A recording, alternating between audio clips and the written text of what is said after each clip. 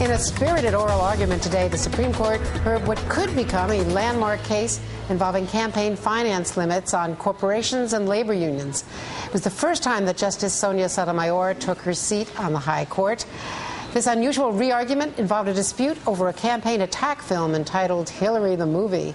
NBC's Justice correspondent Pete Williams live at the court, and Jonathan Alter, senior editor and columnist for Newsweek and NBC News analyst, joining me here. First to you, Pete. Dramatic moments today. You've seen a lot of these arguments. This one was unusual, to say the least.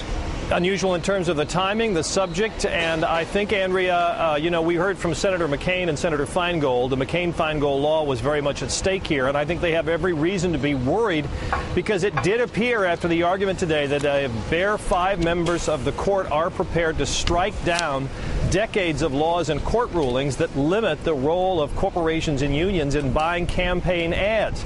The federal law says corporations and unions can't use their own money to buy ads that attack candidates or support candidates, and they can't even buy ads that mention candidates by name in the so-called blackout periods before primary and general elections. The backers of Hillary the Movie urged the court today to say that that is a violation of their free speech, and it did appear, Andrea, that at least 5 members of the court are prepared to agree. Now, the government defended the law.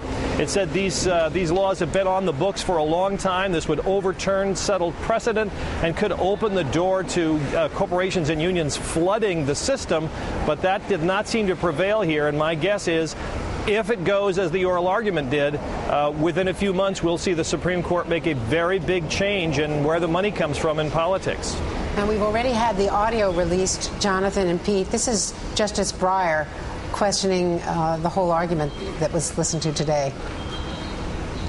Are we arguing about whether we should second-guess Congress on whether there is enough of a compelling interest and the tailoring is narrow enough? Jonathan Alter, when we think of how many years it took for John McCain to pass McCain-Feingold, this bipartisan legislation, which really did, we thought, change the terrain forever. And now the Supreme Court, according to Pete's reporting and those of us who listened to the audio release from the Supreme Court today, it certainly seemed like this is really, they're at the precipice of changing years and decades of precedent. It sure sounds like it, and this is a very big deal. For more than 100 years now, Andrea, there has been a struggle in this country over corporate power. How much role should government have in restricting the power of corporations to have their way in American life? So this is not just about ads on TV. This is about fundamental power questions in American society.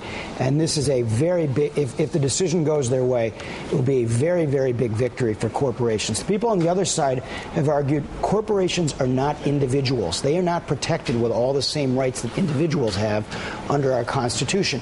If individuals want to give through a political action committee, a corporate political action committee, that's legal. But until now, it has not been legal. For many years, long predating McCain-Feingold, it was not legal for corporations just to use all the money that they had to get their way in politics. And that might be changing. Out also labor unions. Pete, This was the debut for the new justice, and let's listen to a little bit of her questioning today. Mr. Olson, are you giving up on your earlier arguments that there are ways to avoid the constitutional question to resolve this case? I know that we asked for further briefing on this particular issue of overturning 2 of our court's precedents, but are you giving up on your earlier arguments that there are statutory interpretations that would avoid the constitutional question? No, Justice Sotomayor. There are all kinds of lines that the court could draw which would provide a victory to my client. So, Pete, there's clearly some way. I mean, she and some others on the court, perhaps 4 justices, are looking for a way to narrow this down so that it doesn't become an overturning of a law. Right. What she's saying is, couldn't we interpret federal law some way that it doesn't apply to Hillary the movie? And what Ted Olson says, yeah, you could, but there's a much larger question at stake here. And the full court seems prepared to go there. Now, Sotomayor didn't hold the key vote here. It would appear that she'll be in the same place on this that Justice Souter was, the man she replaced. The key votes here are Justice Roberts and Justice Alito. We know that 3 members of the court already think this law ought to go. That's Kennedy, Scalia, and Thomas. So the question is, can you get to 5 by adding Roberts and Alito? And after the argument today, Andrea, the answer appears to be yes. Let's go to what John McCain had to say. He and Senator Feingold both came out. This was John McCain clearly disappointed today.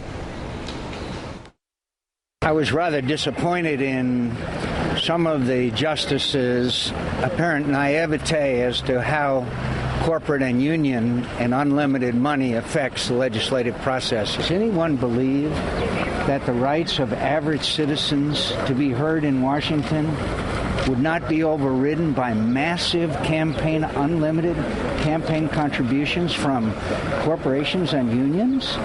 That is a disconnect from reality. So, Jonathan, that is exactly the point that you were just making. Pete, there could still be argument when they get into conference. Could someone persuade Justice Roberts that, after all, when he was up for confirmation, he talked about stare decisis and not going against precedent? Yeah, I think that's the question here.